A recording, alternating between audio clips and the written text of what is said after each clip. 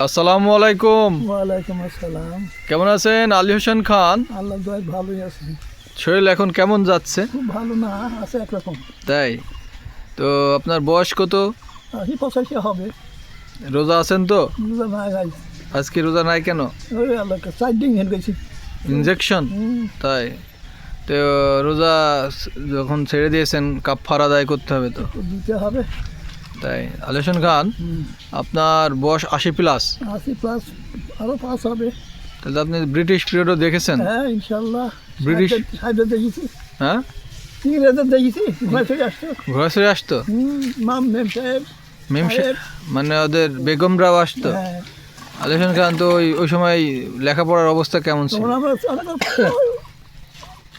পরে হবে বাজারে, তখন স্কুল। মানে স্কুল আপনি 3-4 পড়তেন তখন হতে পারে। লেখাপড়া কেমন হতো স্কুলে? হিন্দুর যুগ। হিন্দুরাই পড়াতো মাস্টাররা? হ্যাঁ হিন্দু পড়তো, মাস্টার মুসলিমরা পড়াতো। তো খুব চাহিদা ছিল। তাই লেখাপড়ার পর খুব চাহিদা ছিল? খুব চাহিদা ছিল। তো ইংরেজরা কিভাবে শাসন করতো মনে আছে? আল্লাহ, ইংরেজরা মুসলমানদের কোনো দেখতেই পারেনি। ওই যে নীল পচাইতো, নীল কাটাইতো, নীল চাষ করাইতো। তো ইংরেজরা মুসলমানদের উপর নির্যাতন করে? নির্যাতন করতো আল্লাহ জানে। কারণ কি? আল্লাহ জানে, আল্লাহ বলতে পারবো না। এত নির্যাতন করতো। মুসলমানদের দেখতেই পারলে তাহলে কি আর এত কম বেশি ই হয়, রাজ্য হয়? তখনকার রাজধানী কি ঢাকা ছিল নাকি? ঢাকা না, কলকাতা, দিল্লি। দিল্লি। তখন এই বাংলাদেশকে তো অন্য নামে ডাকা হতো। বাংলাদেশকে পূর্ব পাকিস্তান বলে তার ডাকা হতো। পূর্ব পাকিস্তান? হ্যাঁ। নাকি এমনি বঙ্গদেশ? হ্যাঁ, এখন এই যে বাংলাদেশ।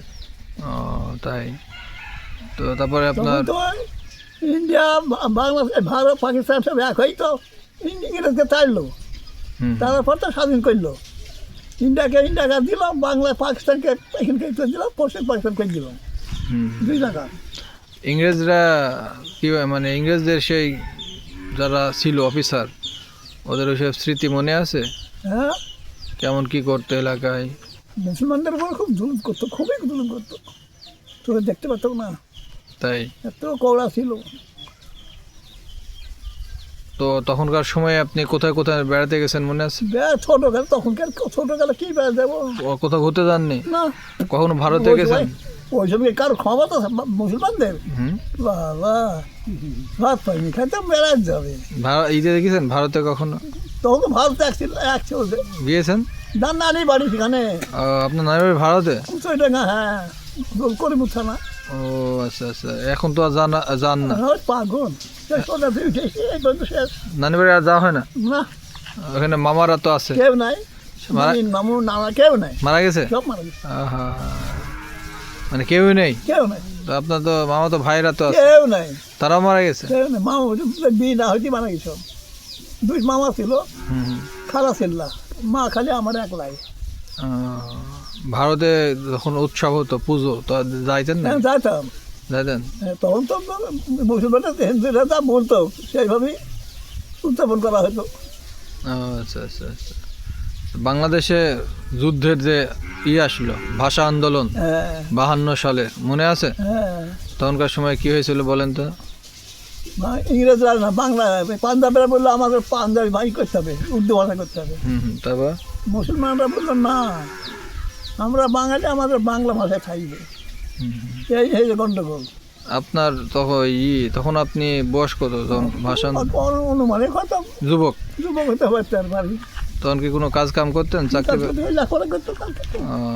তাই আন্দোলনে গেছিলেন নাকি? ভাষা আন্দোলন যায়নি ভাই।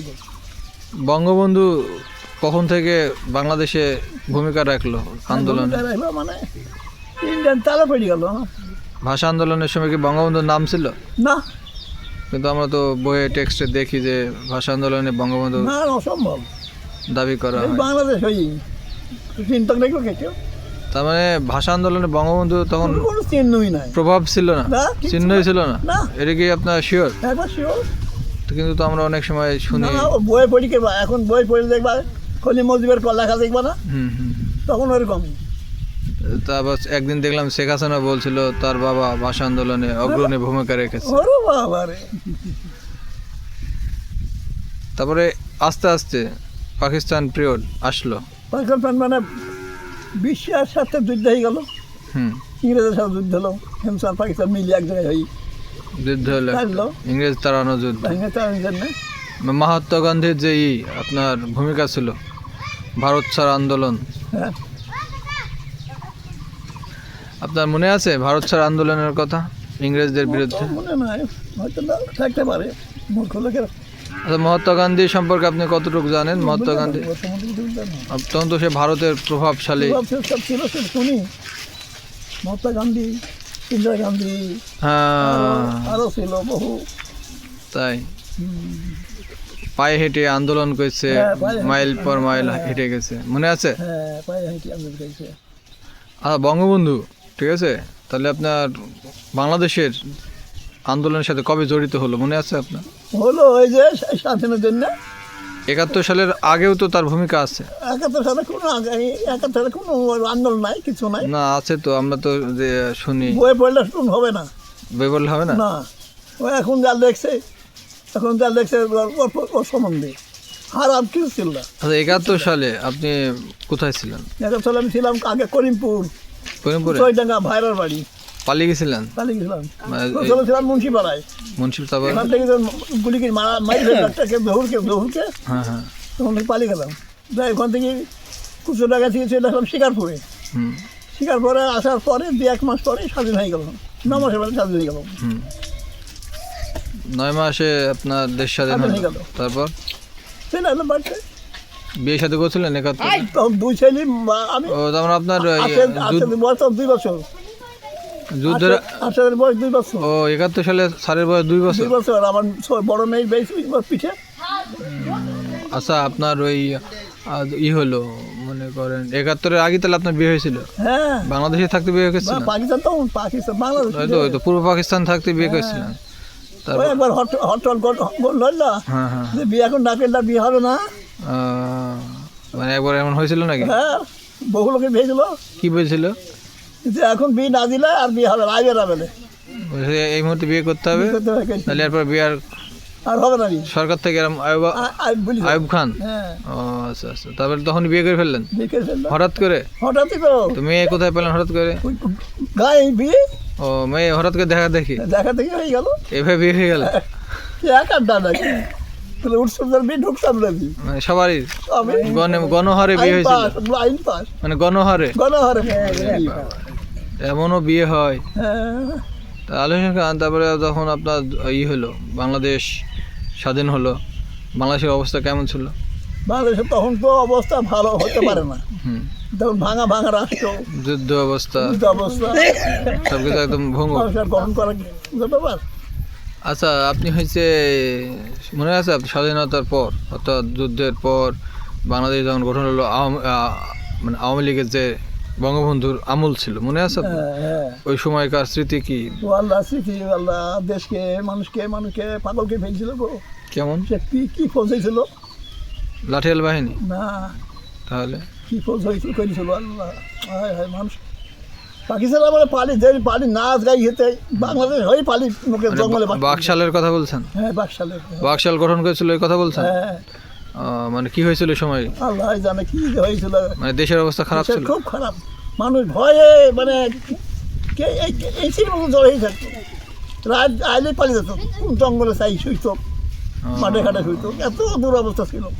বাকশালে মানে মানুষকে কি খুব? ওরে আল্লাহ, বুড়ে বুঝে দেখেনি, পানিতে ডুবিছে, সরকার থেকে এরকম করতো? এরকম মুরগি পাইছি। তো অমন করতো কেন? আল্লাহ জানো, ওই জানে, মানে একে দিকেই নেবে, ভয় খেয়ে থাকবে মানুষ, আসবে যার মতন ব্রিটিশের মতন। মানুষ যাতে ভয় করে। আরে আল্লাহ, দুরবস্থা তখন শুনলে তো যাতা শুনবে। জিয়াউর রহমান তারপর যখন ক্ষমতায় আসছিল তখন দেশের অবস্থা কেমন ছিল? ওরে আল্লাহ, যদি থাকতো কেমন গো, ওনার বাংলাদেশ হইতো। তাই আপনার মনে আছে জিয়াউর রহমানের সময় শাসন? এই যে গম ধান, এই যে সব বীজ আনা, এই যে ক্যানাল কাটা, ওগুলো সব আপনার মনে আছে? যারা মনে। আচ্ছা, আপনার জিয়াউর রহমানকে যখন মারি ফেললো সেই দিনের কথা। 81 সালে মাঝে হুম।